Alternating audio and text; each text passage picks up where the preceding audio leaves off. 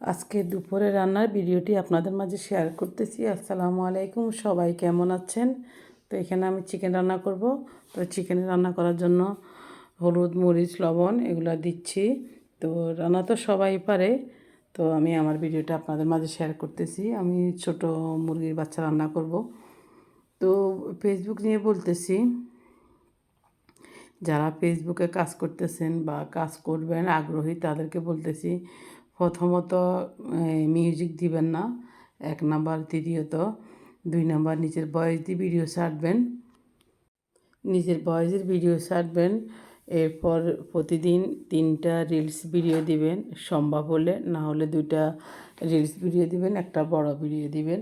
বড় ভিডিও প্রতিদিন না দিতে পারলেও সপ্তাহে আপনি 4টা ভিডিও আপনাকে দিতে হবে। আর লাইভ করবেন যখন আপনার ইয়েটা হয়ে যাবে, 100 ফলোয়ার হয়ে যাবে, বা পেজ বা আইডির বয়স 2 মাস হবে, তখন আপনি লাইভ করতে পারবেন, আপনার লাইভের অপশনটা আসবে। তো এইভাবে কাজ করে যাবেন, ইনশাল্লাহ সবাই সফলতা হবে, মনের আশা পূরণ হবে। তো আমি সবগুলো মশলা দিয়ে এইখানে মুরগিগুলো কষিয়ে নিচ্ছি।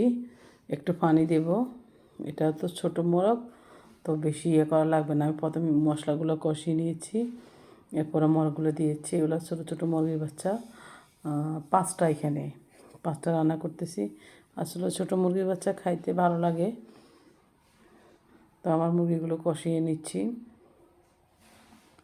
তো ইনশাল্লাহ সবাই এইভাবে কাজ করবেন বা করতেছেন, ফেসবুক নিয়ে একটু মন দিয়ে কাজ করবেন, ইনশাল্লাহ সবার সফলতা চলে আসবে, সেটআপগুলো চলে আসবে।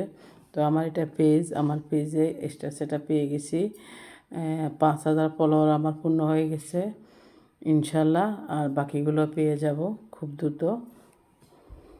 তো আমার মাংসগুলো কষানো হয়ে গেছে। আমি একটু পানি দেব, বেশি ঝোল দেব না, ঝোলও রাখবো না, একটু পানি দিয়ে রান্না করব। তো কেমন হলো আমার ভিডিওটা সবাই জানাবেন।